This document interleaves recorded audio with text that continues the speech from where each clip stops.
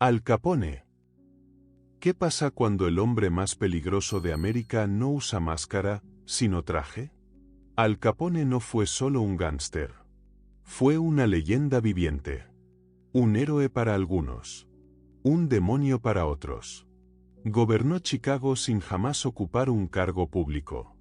Pero detrás del mito, hay una historia que no te han contado.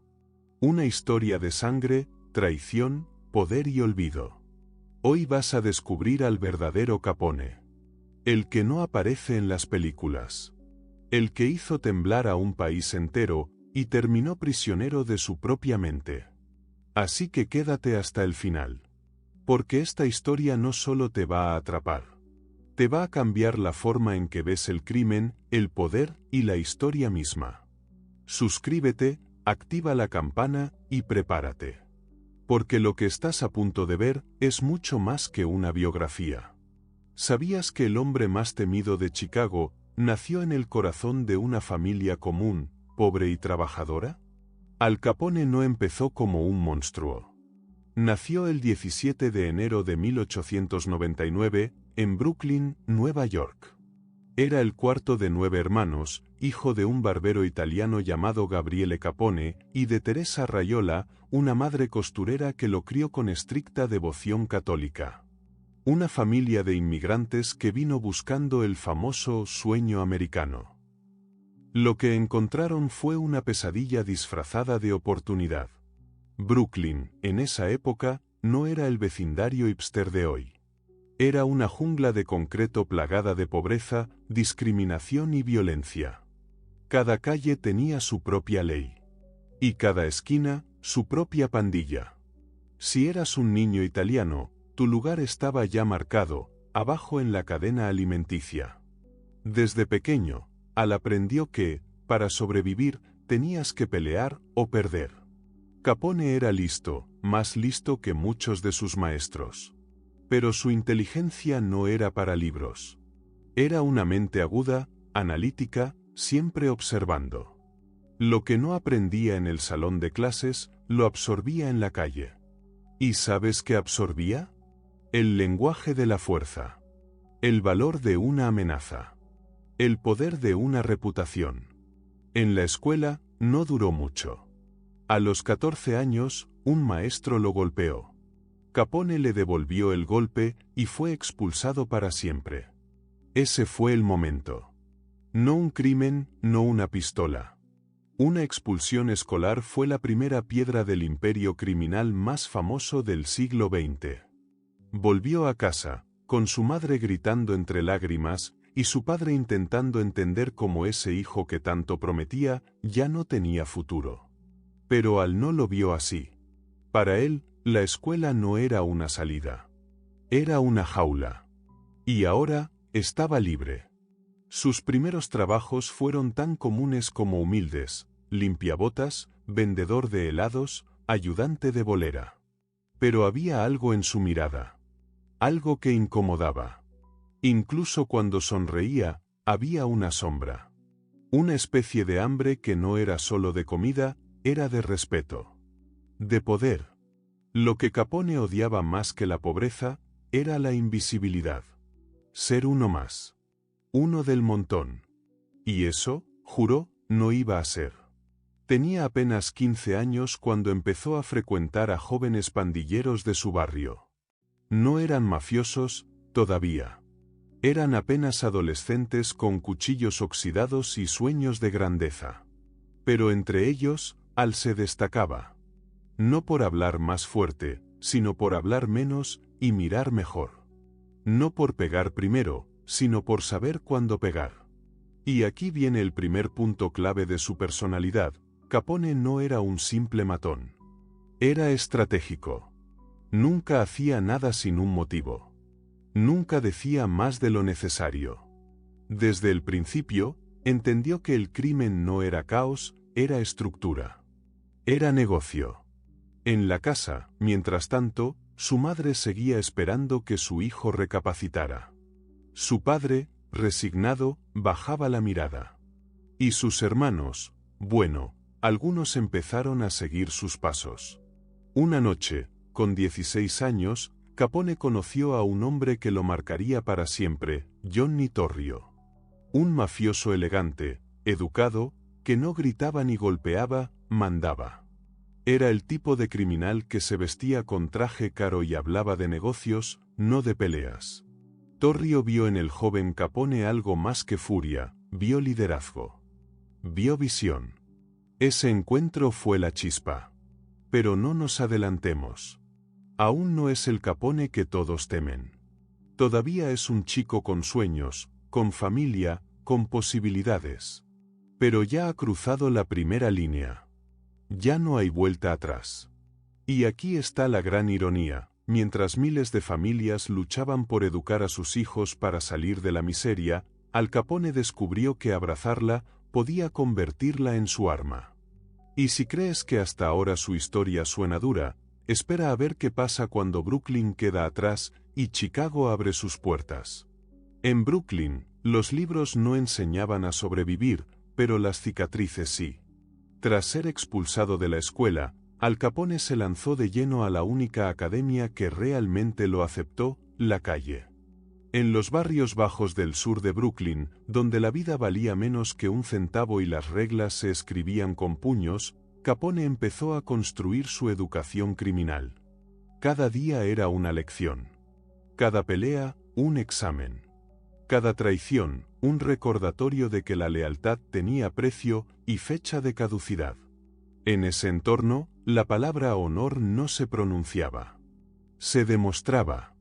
Y Capone aprendió rápido que en este mundo no había diplomas, solo respeto o miedo.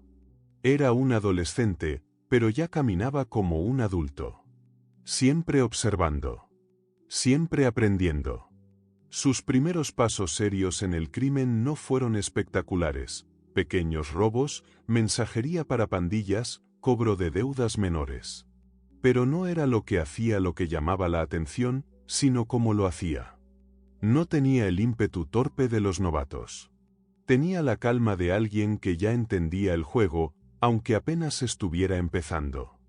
Uno de sus primeros mentores fue Frankie Yale, un mafioso de sangre fría que manejaba bares ilegales y controlaba varios bloques del barrio. Yale era brutal, sí, pero también pragmático. Y a él le gustaban los chicos que escuchaban más de lo que hablaban. Capone era uno de ellos. Trabajó como camarero en el Harvard Inn, un bar propiedad de Yale. No parecía gran cosa, pero ese lugar era una cuna de crimen, apuestas, alcohol ilegal, conexiones. Ahí se cerraban negocios que cambiaban destinos. Fue en ese mismo bar donde Capone ganó su apodo más famoso y su cicatriz más característica. Una noche, entre trago y trago, Al lanzó un comentario subido de tono a una joven mujer. No era la primera vez que lo hacía, pero esa noche, el hermano de la chica estaba cerca. Y no era cualquier hermano, era Frank Galluccio, un hombre que no dudaba en usar un cuchillo si se sentía deshonrado. Capone recibió 3 cortes en el rostro. Profundos. Uno de ellos, desde la oreja hasta la boca. Durante el resto de su vida, esa herida lo acompañó. Algunos empezaron a llamarlo cara cortada, aunque él odiaba el apodo. Prefería que lo llamaran Snorky, un término de la época que significaba bien vestido o estiloso. Pero esa cicatriz no solo marcó su rostro. Marcó un antes y un después. Ya no era un niño jugando a ser mafioso. Era un hombre con heridas reales y con cuentas pendientes. Lo interesante es que, en vez de buscar venganza inmediata, Capone hizo algo distinto. Aprendió. Observó cómo se manejaba Galluccio. Cómo respondía Yale. Cómo se movían los líderes. Entendió que un verdadero jefe no se lanza a la primera. Espera. Calcula. Y cuando ataca, lo hace de forma definitiva. Ese rasgo lo diferenció. Mientras otros adolescentes se perdían en la violencia impulsiva, él empezó a pensar en grande. Sabía que el crimen de barrio tenía un techo, y que Brooklyn, aunque peligroso, era solo una pista de entrenamiento para lo que venía. Además, en esa misma época, la prohibición ya estaba en el aire. El gobierno se preparaba para prohibir la venta de alcohol, y los mafiosos olían la oportunidad como tiburones con sangre. Yale, Torrio y otros empezaban a planear los próximos movimientos. Y Capone, aunque joven, ya estaba dentro de ese círculo. Entre golpes, tragos y cuchillos, forjó su carácter. Se hizo conocido, no solo por su brutalidad, sino por su lealtad. Si respetabas a Capone, él te protegía. Si lo traicionabas, bueno, nadie cometía ese error dos veces. En su casa, mientras tanto, seguía viviendo con sus padres y hermanos. De día, era el hijo que ayudaba con las compras. De noche, era el chico de los recados para la mafia. Una doble vida que pronto se volvería insostenible. Porque el crimen, como el fuego, no se queda contenido mucho tiempo. Y justo cuando parecía haber encontrado su lugar en Brooklyn, una llamada cambiaría todo. Una oferta desde el oeste. De una ciudad que hervía por dentro. Una ciudad que necesitaba sangre nueva. Violencia fresca. Chicago lo esperaba. Chicago no era solo una ciudad. Era una olla de presión a punto de estallar. En 1919, con apenas 20 años, Al Capone subió a un tren rumbo al oeste, dejando atrás Brooklyn, su barrio, su familia y su pasado. ¿Por qué? Porque su mentor, Johnny Torrio, lo llamó. Y cuando Torrio llamaba, nadie decía que no. Chicago estaba al borde del caos. La ley seca acababa de empezar, y el alcohol, de la noche a la mañana, se volvió un negocio más lucrativo que el oro. Las botellas valían más que las balas. Y las balas, se estaban usando mucho. Torrio trabajaba para Big Jim Colosimo, un mafioso de vieja escuela que controlaba burdeles, juegos ilegales y protección. Pero había un problema: Colosimo no quería meterse con el alcohol. Demasiado ruido. Demasiado riesgo. Torrio, en cambio, veía el futuro en cada trago clandestino. Y necesitaba a alguien que lo ayudara a mover los hilos, en silencio. Ahí entra Capone. Al llegar a Chicago, no era el jefe. Ni siquiera un teniente. Era solo un forastero, un joven con cicatrices en la cara y ambición en la mirada. Pero eso bastó. En cuestión de semanas, se ganó el respeto de los que importaban. No solo por su dureza, sino por su inteligencia. Era rápido con los puños, sí, pero más rápido con las ideas. Capone se convirtió en la mano derecha de Torrio. Aprendió a mover licor ilegal, a negociar con contrabandistas, a manipular policías. En Chicago, todo estaba a la venta. Y Capone tenía el olfato de un depredador, sabía a quién comprar, a quién asustar y a quién eliminar. Pero había algo más. Algo que los separaba de los matones comunes: su carisma. Era brutal, sí, pero también encantador. Sabía hablar con jueces y con asesinos. Con damas de la alta sociedad y con ladrones de poca monta. Su presencia imponía respeto. No necesitaba levantar la voz, con mirarte bastaba. Y mientras Torrio diseñaba el mapa del crimen en Chicago, Capone lo ejecutaba con precisión quirúrgica. Pero el verdadero giro llegó en 1920.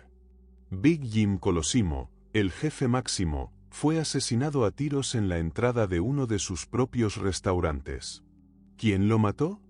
Nunca se probó, pero todos lo sabían. Torrio lo había ordenado. Colosimo era un estorbo para el negocio del alcohol, y Torrio no quería esperar. Capone aprendió algo fundamental ese día: el poder no se hereda, se toma. Con Colosimo fuera del juego, Torrio quedó al mando y Capone se convirtió en su sombra. Las ganancias se dispararon. Los bares clandestinos florecían. Cada calle tenía su precio. Y cada noche era una oportunidad para crecer. Pero Chicago también tenía un lado oscuro, aún más oscuro que Brooklyn. Las pandillas rivales no eran solo bandas de matones. Eran ejércitos. Irlandeses, italianos, judíos, todos peleaban por el control del alcohol. Y la violencia escalaba con cada trato roto, con cada cargamento interceptado, con cada traición. Capone no solo sobrevivió en ese ambiente. Prosperó. Su reputación crecía como una leyenda urbana. Algunos decían que era invencible. Otros, que era un demonio disfrazado de caballero. Pero todos coincidían en algo: si Capone te ponía la mira, era mejor que te despidieras de tu familia. En medio de todo ese caos, se casó con Mae, su esposa de toda la vida, y tuvo a su único hijo, Sonny. Un criminal, con familia. Un mafioso, que iba a misa. Las contradicciones solo hacían su mito más poderoso. Y mientras los periódicos comenzaban a nombrarlo como figura prometedora, él se mantenía en las sombras. Aún no era el jefe. Aún no era el rostro del crimen. Pero el infierno de Chicago lo estaba moldeando. Preparándolo. Porque muy pronto, Torrio saldría de escena, y Capone dejaría de ser un discípulo. Se convertiría en el amo. Nadie sabía su nombre, pero todos seguían sus órdenes. En 1925, Johnny Torrio fue atacado a plena luz del día. Le dispararon varias veces a quemarropa. Milagrosamente, sobrevivió. Pero esa noche, en su cama de hospital, tomó una decisión que cambiaría la historia del crimen para siempre. Se retiró. Dijo que estaba cansado, que quería una vida tranquila. Pero la verdad es que vio lo inevitable. El juego se estaba volviendo demasiado peligroso. Y había alguien mejor preparado para el caos. Su nombre, Al Capone. Así, sin ceremonias ni coronaciones, Capone asumió el mando de la organización criminal más poderosa de Chicago.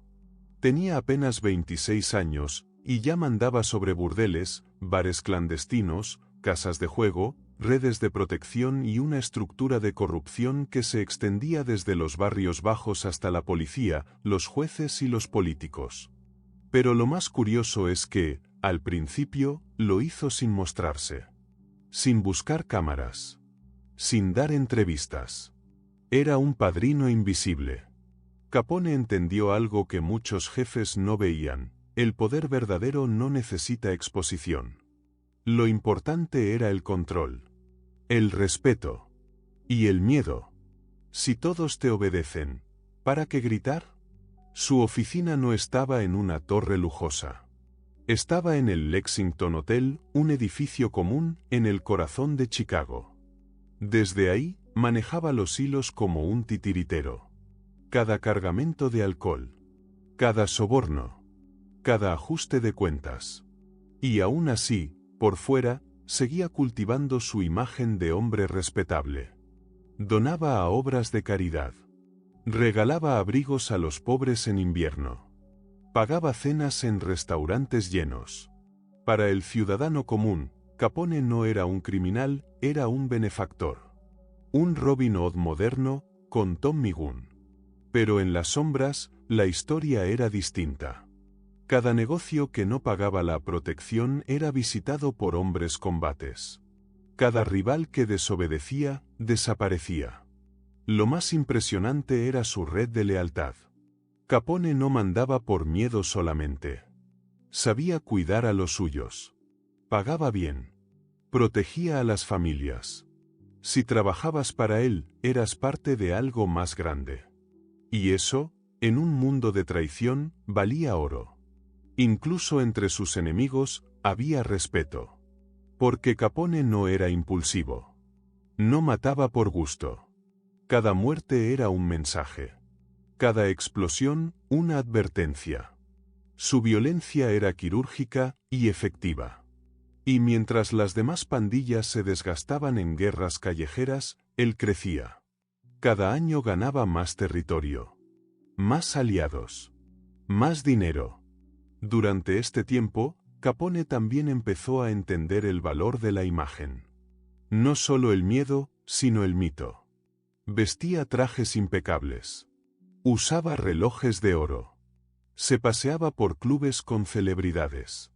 En las portadas de los diarios ya no era un sospechoso, era el señor Capone. Y aunque la policía sabía lo que hacía, nadie tenía pruebas. Nadie se atrevía a hablar. Los jurados se compraban. Los jueces se silenciaban. Era intocable. Pero toda sombra proyecta una figura. Y Capone, poco a poco, empezó a salir del anonimato. Ya no bastaba con mover los hilos. Ahora quería ser el rostro del imperio. El símbolo del éxito en tiempos de sequía. Y así, paso a paso, el padrino invisible se transformó en el rey visible del crimen. Porque el poder oculto da control, pero el poder visible da gloria. Y Capone ya no solo quería mandar, quería que todos supieran quién mandaba.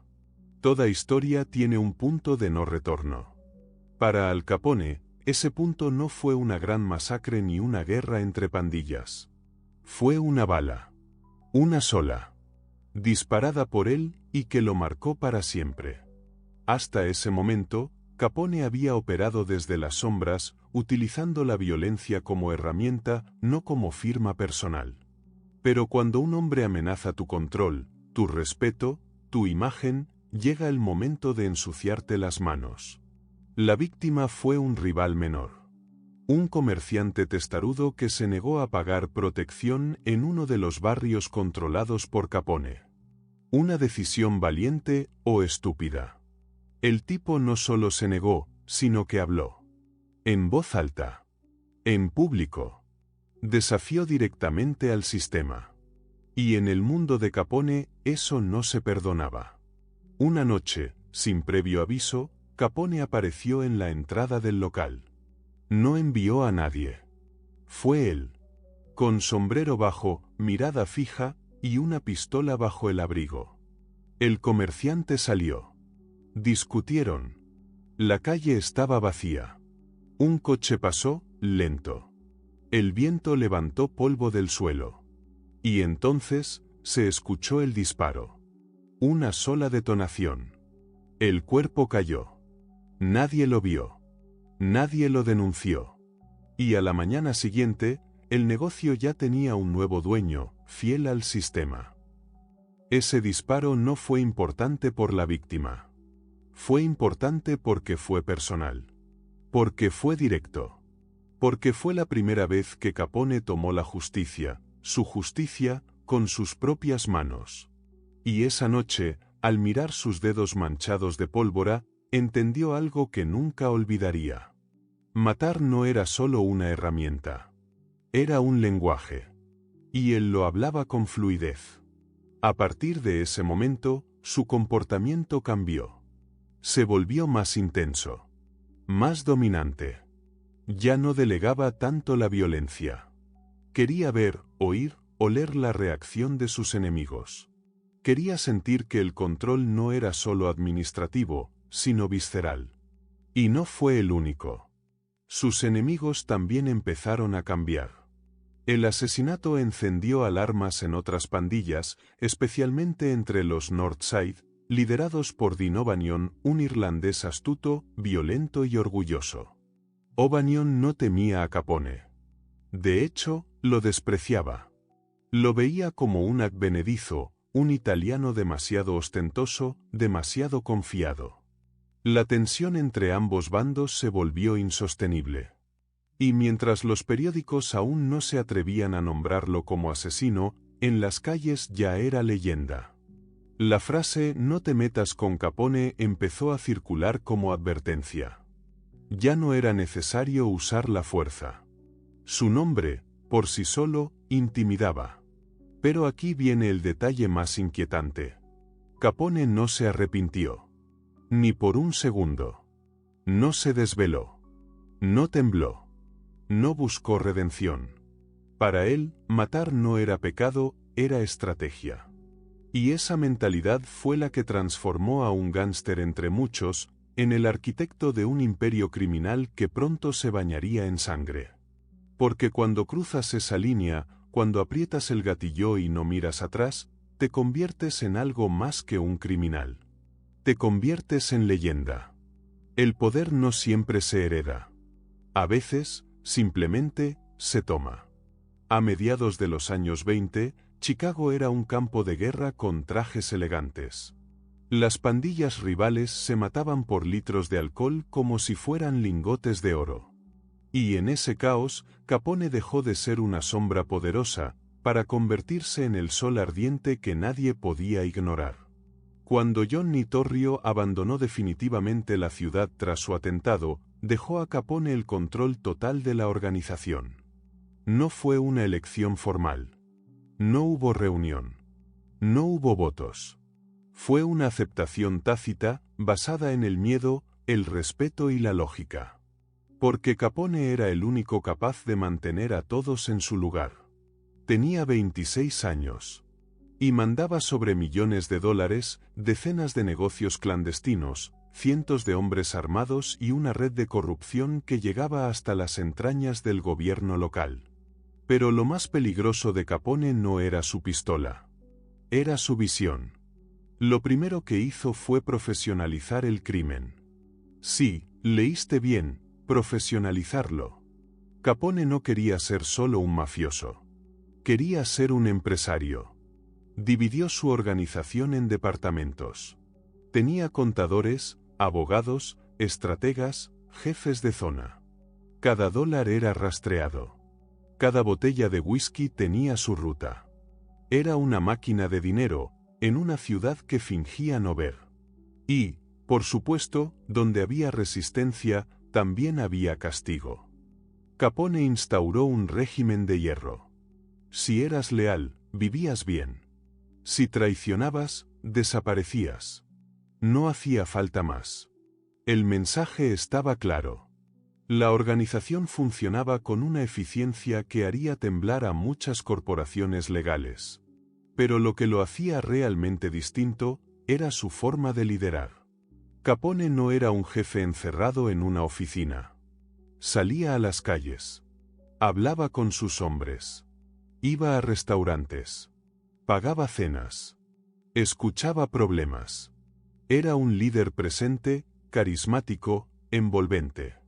Sus hombres lo adoraban, y sus enemigos lo odiaban, porque sabían que su carisma era tan letal como su ejército.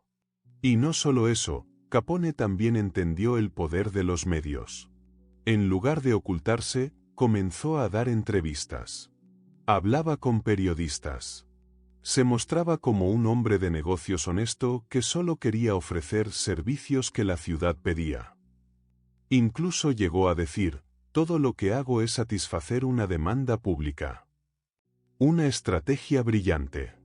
Mientras sus rivales se escondían, él se mostraba como un ciudadano ejemplar. ¿Cómo podía ser malo alguien que repartía regalos en Navidad, donaba a orfanatos y se sacaba fotos con su hijo? La ciudad estaba confundida. ¿Era un criminal o un héroe? Y mientras tanto, sus enemigos se reducían. Capone ordenó una serie de ataques quirúrgicos contra pequeñas bandas que entorpecían sus negocios. Uno por uno, cayeron. Sin ruido. Sin escándalo. Solo desaparecieron del mapa. Su poder se volvió absoluto.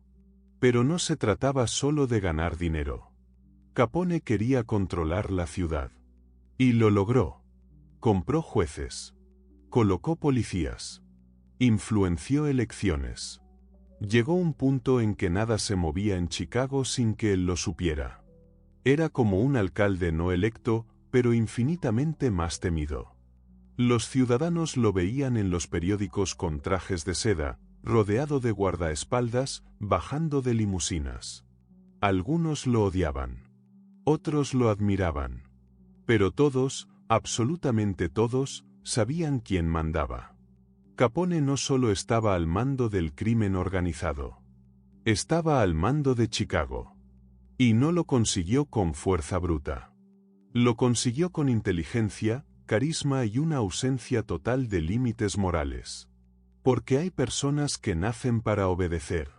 Y otras, simplemente, nacen para mandar. En una época en que vender alcohol era ilegal, Capone convirtió el whisky en oro. La ley seca, que había comenzado en 1920, prohibía la producción, venta y transporte de bebidas alcohólicas en todo Estados Unidos. Pero como toda prohibición mal calculada, solo encendió el apetito de la nación. La gente no dejó de beber. Simplemente dejó de hacerlo legalmente. Y ahí, justo ahí, entró Al Capone. Capone entendió que el alcohol no era solo una mercancía, era una necesidad emocional. Una válvula de escape para una sociedad tensa, reprimida, frustrada.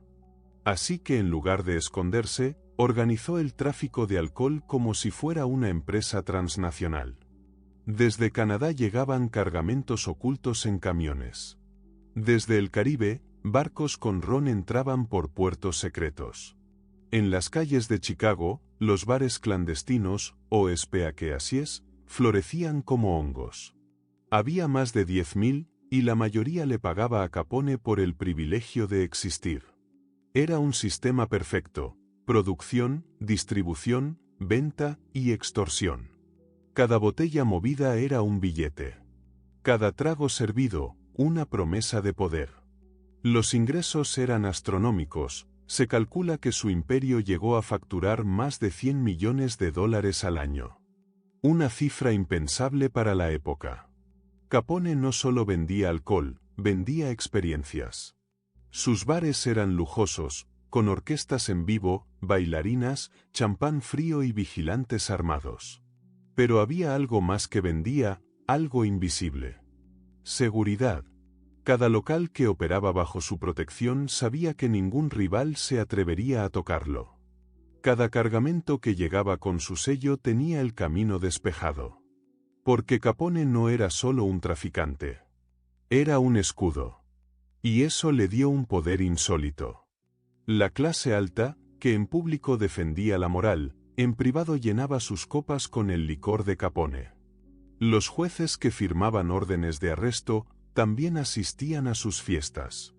La hipocresía era el lubricante social de la época. Y Capone lo sabía. Pero no todo era glamour. El negocio del alcohol también trajo guerra. Las rutas eran disputadas como territorios militares. Los cargamentos eran emboscados. Los bares, incendiados. Las bandas rivales no querían mirar desde la barrera mientras Capone se quedaba con todo el pastel. Y así empezó una escalada de violencia que sacudiría la ciudad. Capone respondió como sabía hacerlo, con precisión, con brutalidad y con un ejército a sueldo. Blindó sus operaciones con hombres armados, camiones custodiados, sistemas de mensajes codificados. Cualquier debilidad era eliminada. Cualquier delator, silenciado. Cualquier intento de rebelión, ahogado en sangre. Mientras tanto, la prensa no podía ignorarlo. Lo retrataban como el zar del alcohol. Un criminal, sí, pero fascinante. Un hombre que había desafiado al sistema y ganaba. Cada vez que aparecía en público, era como una estrella de cine. Flasazos. Entrevistas. Rumores. Era el villano favorito de la nación. Y él, encantado. Cada día que pasaba, su nombre se hacía más fuerte.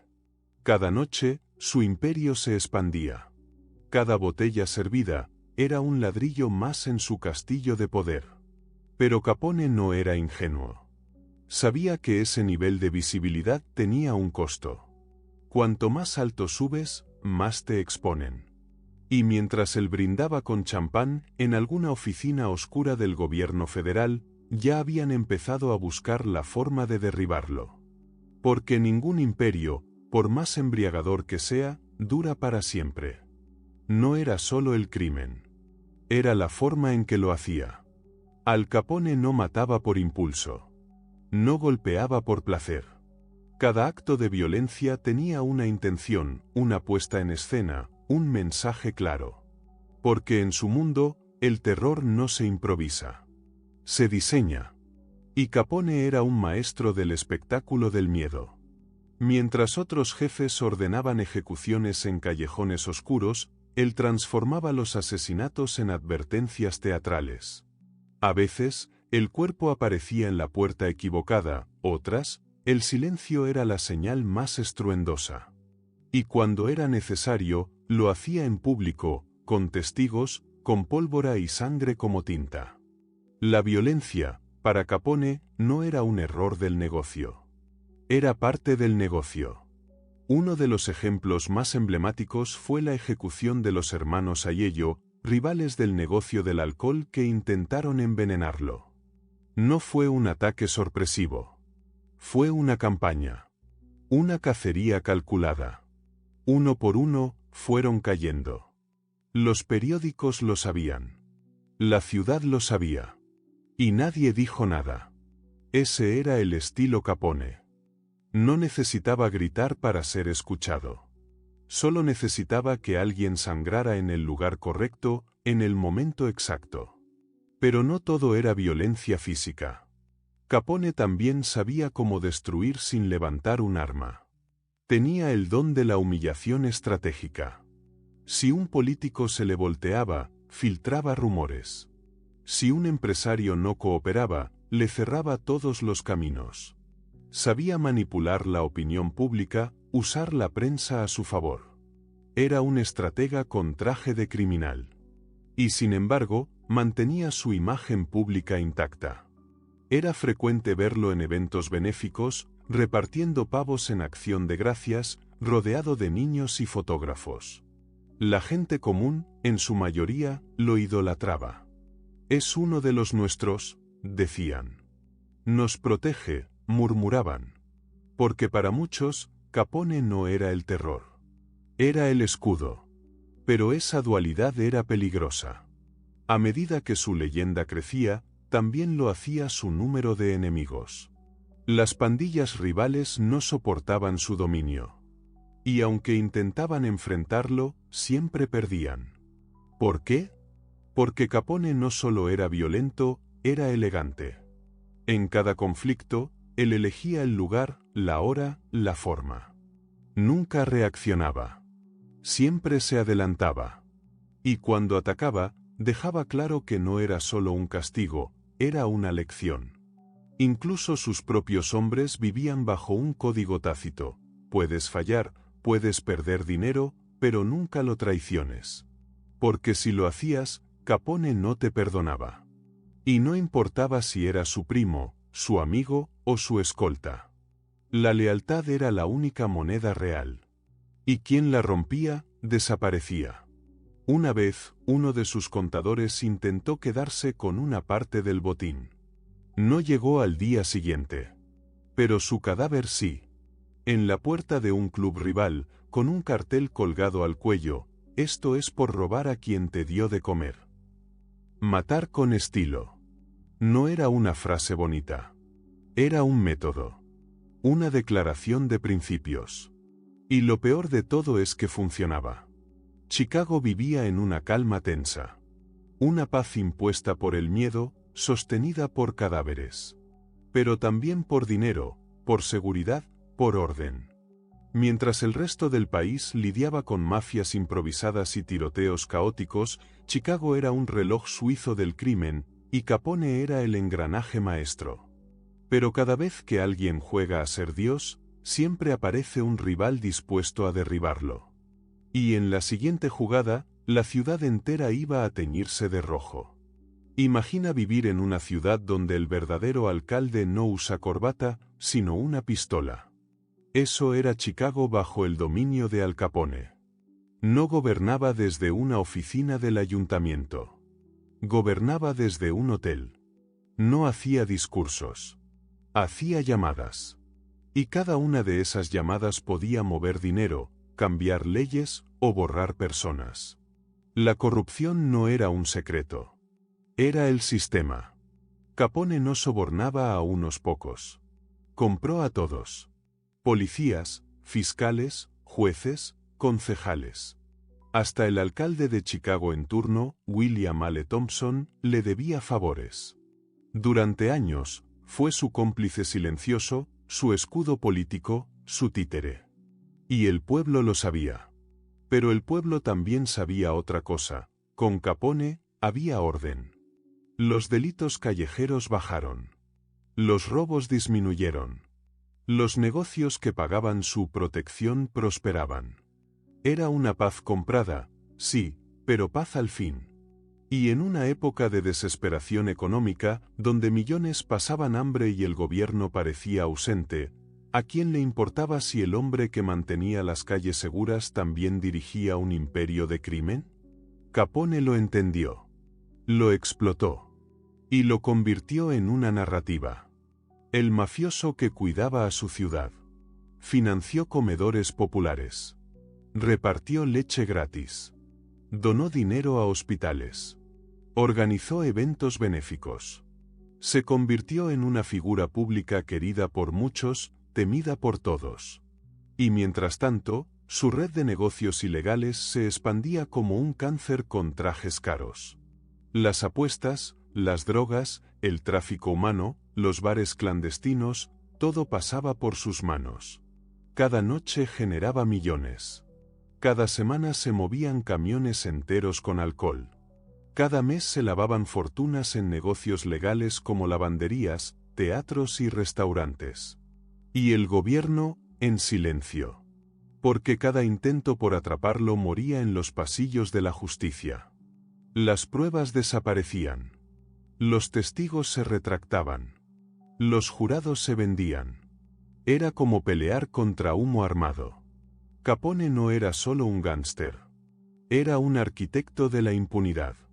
Y su poder era tan absoluto, que podía caminar por la calle, saludar niños, posar para fotos, y luego, ordenar una ejecución desde la limusina. Los periódicos lo sabían. Los jueces lo sabían. La policía lo sabía. Pero nadie hacía nada. Y eso es lo más escalofriante. Porque una cosa es tener miedo de un criminal escondido. Y otra, muy distinta, es vivir bajo el reinado público de uno, con traje de seda y sonrisa afilada. Chicago no era libre. Era una ciudad secuestrada por la lógica de Capone. Si yo lo mantengo funcionando, ¿qué importa cómo lo hago? Y durante años, esa lógica funcionó. Hasta que un solo evento cambió la ecuación. Una masacre que fue demasiado lejos. Demasiado sangrienta. Demasiado obvia. Y que por primera vez, hizo que el país dejara de mirar hacia otro lado. El Día de los Enamorados, se tiñó de rojo. 14 de febrero de 1929. Chicago amanecía entre la niebla, ajena a que estaba a punto de escribir una de las páginas más oscuras de su historia. Mientras las parejas se preparaban para flores y cenas, 7 hombres morían acribillados en un garaje del norte de la ciudad. Ninguno armado.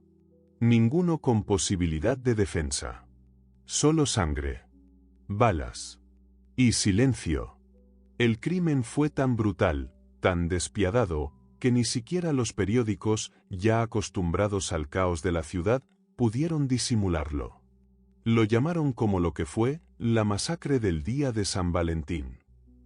Las víctimas eran parte de la pandilla rival de Capone, los Northside, entonces liderados por George Bugs Moran, un hombre que había desafiado abiertamente el dominio de Capone en el tráfico de alcohol.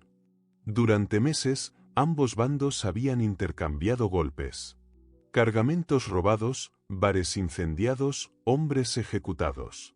Pero ese día, Capone quiso terminar el juego. Los atacantes se disfrazaron de policías. Llegaron en 2 autos negros. Entraron al garaje sin levantar sospechas. Ordenaron a los 7 hombres que se pusieran contra la pared. Ellos obedecieron, pensando que era solo una redada. No lo era. En segundos, comenzaron los disparos. Más de 70 balas. Cuerpos destrozados. El suelo rojo. Cuando llegaron los verdaderos policías, no sabían si estaban ante una escena del crimen o una guerra. George Moran, el objetivo principal, se salvó por minutos. Había llegado tarde. Pero su gente, su núcleo más cercano, fue eliminado. ¿Fue Capone el autor intelectual? Nunca se probó. Él, de hecho, Tenía una coartada perfecta, estaba en Florida, relajándose en una mansión junto al mar. Pero todos lo sabían. Todos lo sentían. Esa masacre llevaba su firma. No por la brutalidad, sino por la precisión. Era el estilo Capone, resolver conflictos no con advertencias, sino con finales. Pero esta vez, algo cambió. La opinión pública, que hasta entonces lo veía como una figura casi mítica, empezó a volverse. La prensa nacional lo atacó sin piedad.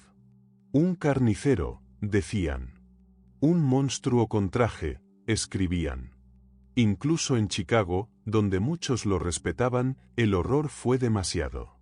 Porque una cosa es matar a otros mafiosos en un callejón. Y otra muy distinta, es organizar una ejecución masiva, sin armas en las manos, con disfraces de autoridad, en pleno centro de la ciudad. El gobierno federal, que hasta entonces había sido lento y torpe, despertó. Ya no podían ignorarlo. La masacre expuso algo más profundo, no era solo un gángster. Era un poder paralelo. Un sistema alterno que mataba, gobernaba y reía, mientras el Estado miraba. El presidente Hoover exigió resultados. El FBI comenzó a intervenir. Las miradas se endurecieron. Y aunque no pudieron probar su implicación directa, la presión creció como una soga alrededor del cuello de Capone.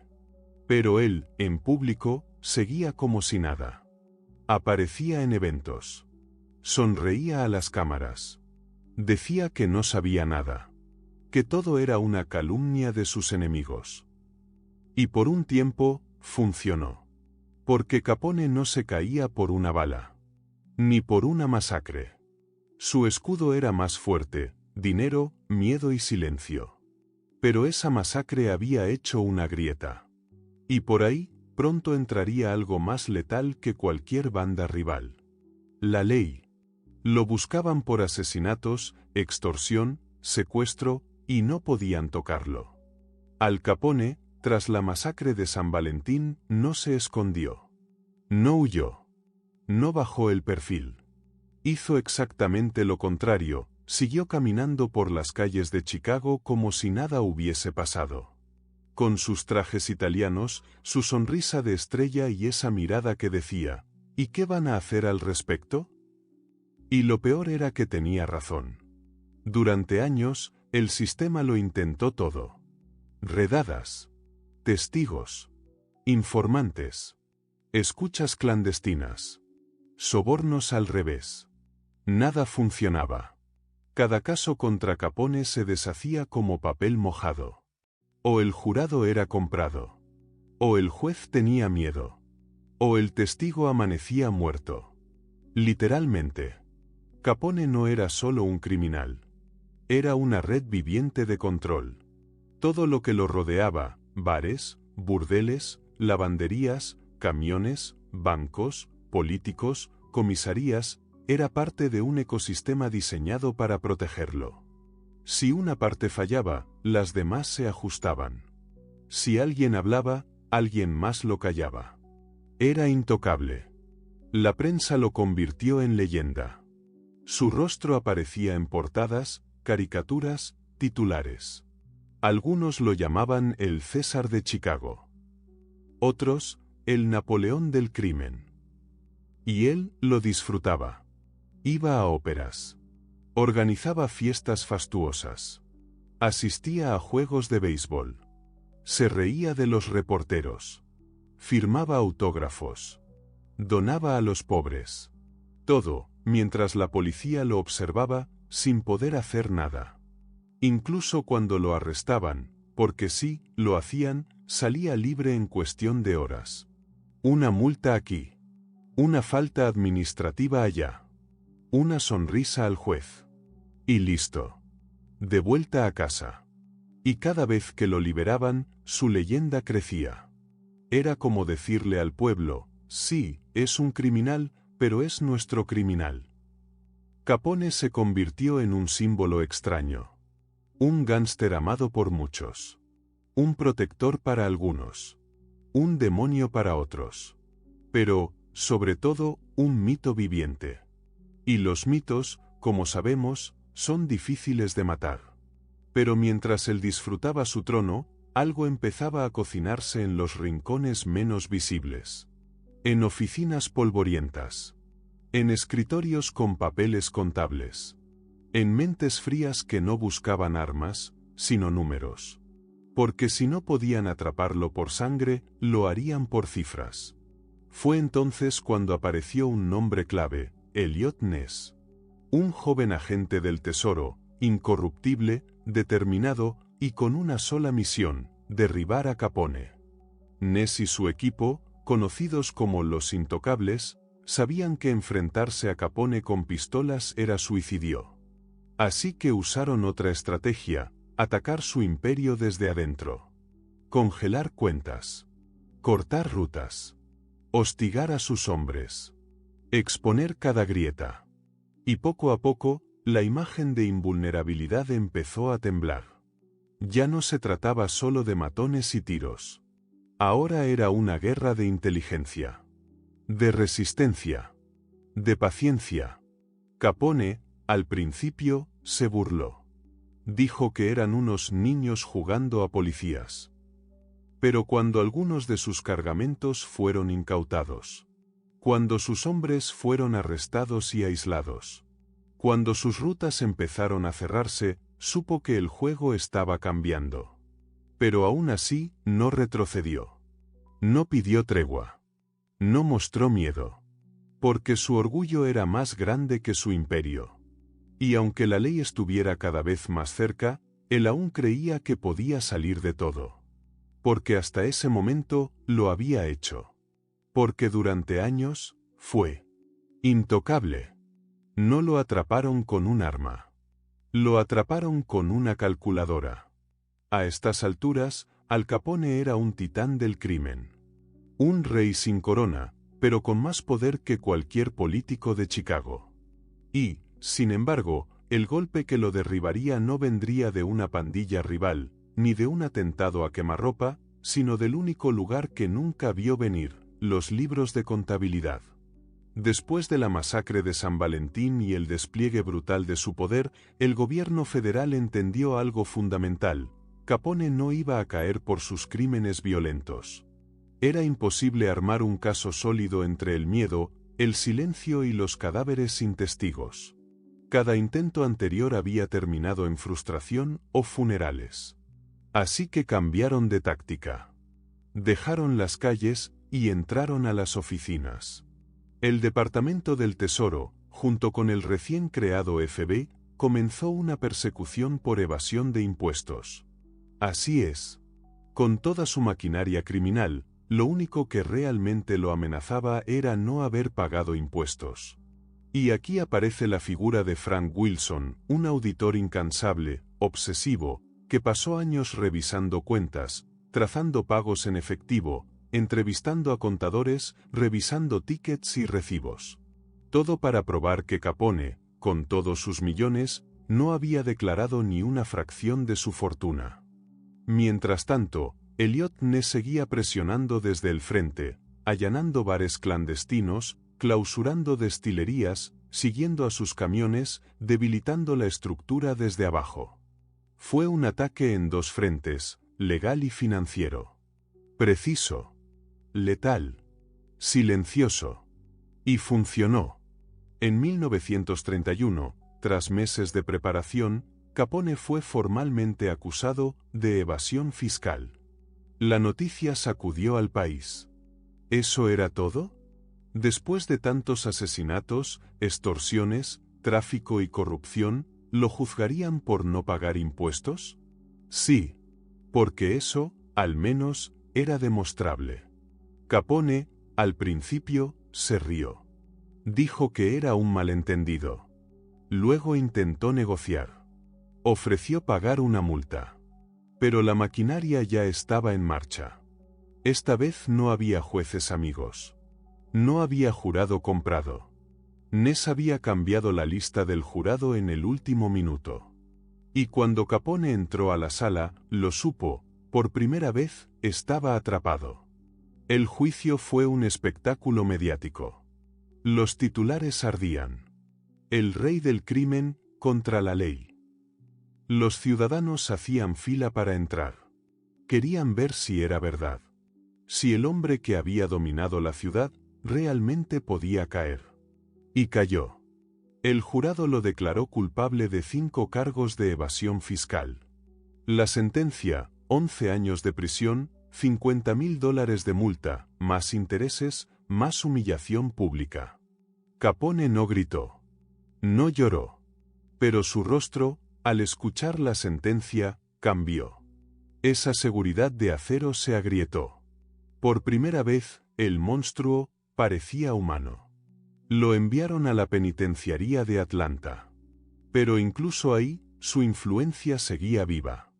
Compraba privilegios. Manejaba celdas como suites. Corría rumores de fiestas privadas y comidas especiales. Hasta que llegó una segunda transferencia. Una que no esperaba. Alcatraz.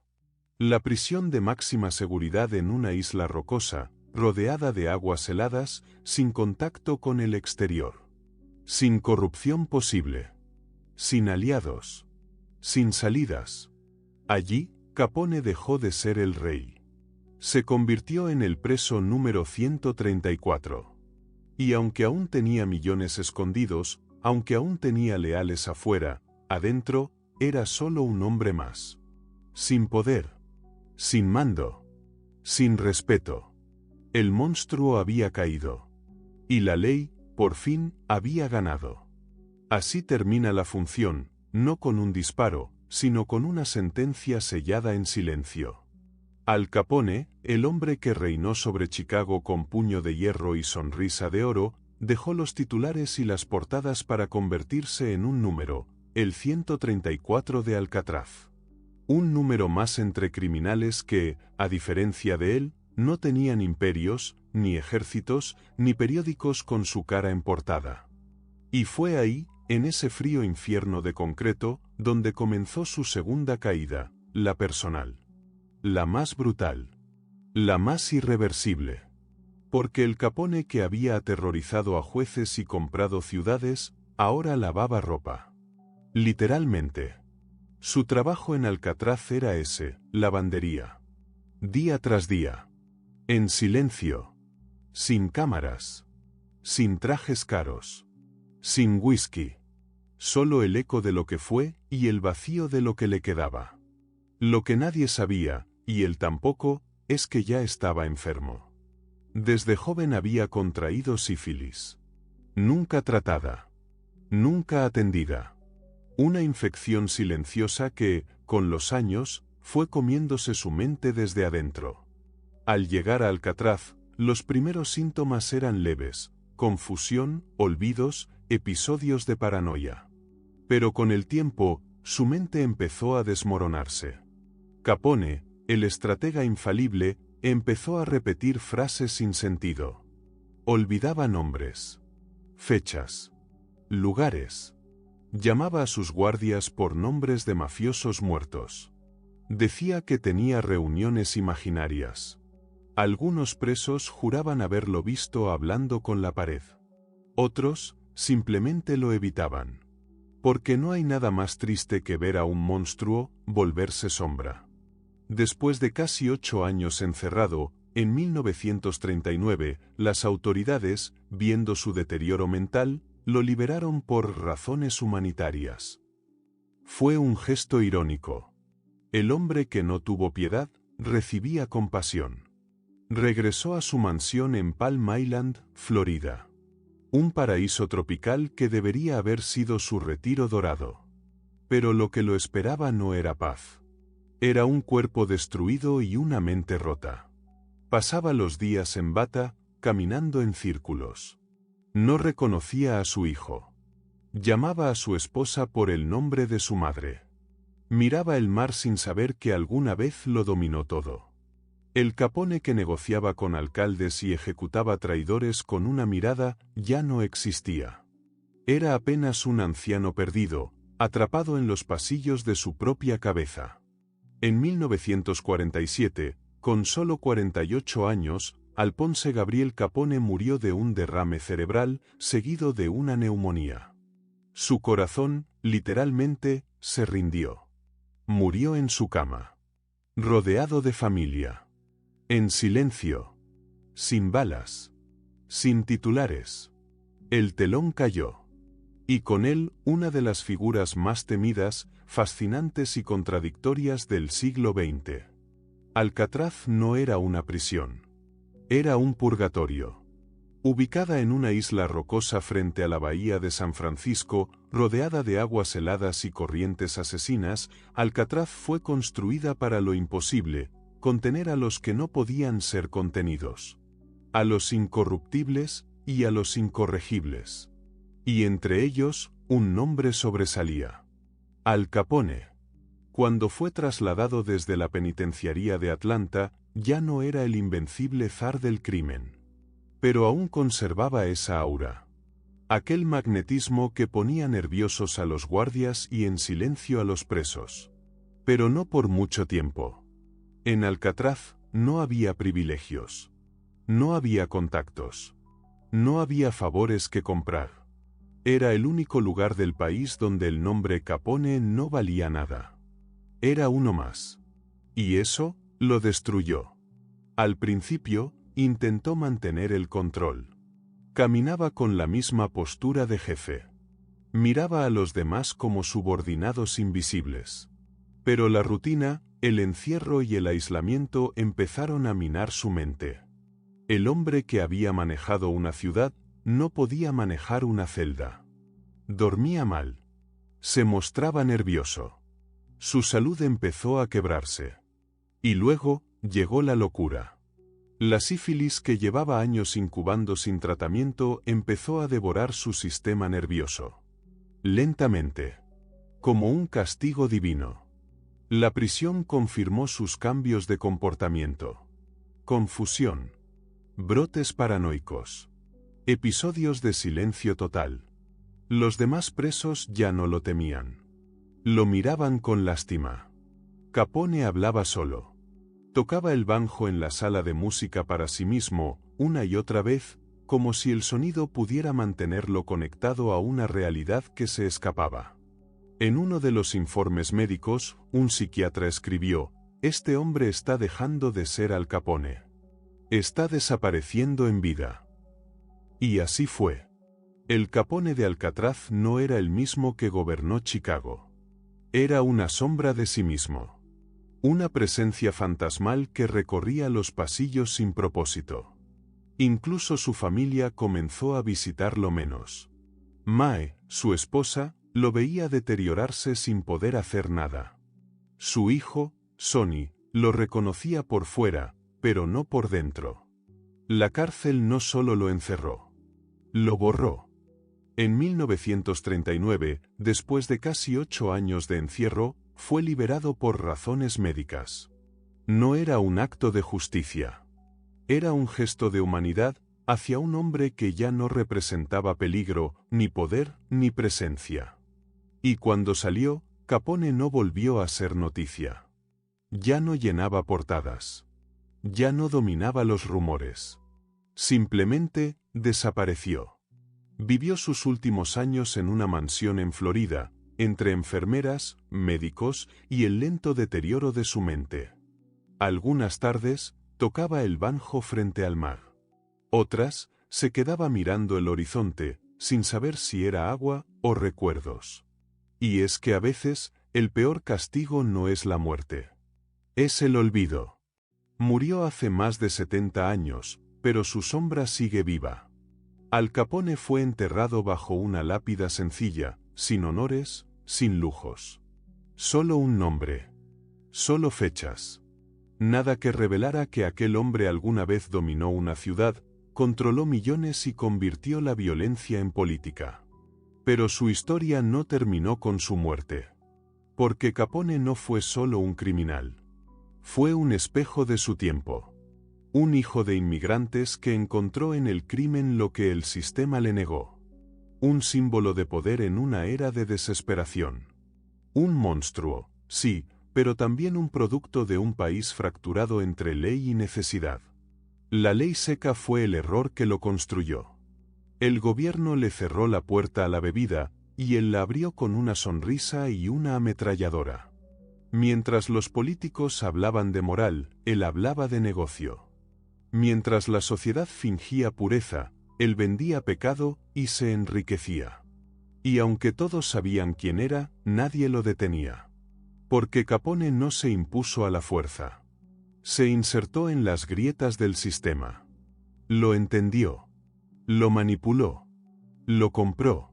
Y cuando quiso, lo aplastó. Ese es su verdadero legado. No los cadáveres. No los millones.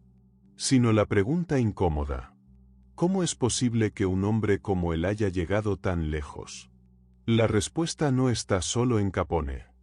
Está en la sociedad que lo permitió. En los jueces que miraron a otro lado. En los periódicos que lo convirtieron en estrella. En el pueblo que lo aplaudió cuando regalaba pavos en Navidad. Y también en nosotros. Porque hoy, décadas después, seguimos hablando de él. Hay películas, libros, series, merchandising. Su rostro está impreso en camisetas. Su nombre, en videojuegos. Su figura, mitificada, exagerada, convertida en ícono pop. Pero no era un héroe. Era un criminal brillante, despiadado, implacable. Que entendió el juego, y lo jugó mejor que nadie. Y al final, pagó un precio alto. No murió en un tiroteo glorioso. No fue ejecutado por el Estado. No fue recordado como un mártir. Murió enfermo, solo, olvidado, víctima de la misma indiferencia que él supo explotar. Tal vez por eso su historia fascina tanto. Porque Al Capone no es solo un hombre del pasado. Es un recordatorio. De que el poder sin límites, siempre termina devorando a quien lo ejerce. Y de que, a veces, los fantasmas más peligrosos, son los que todavía aplaudimos.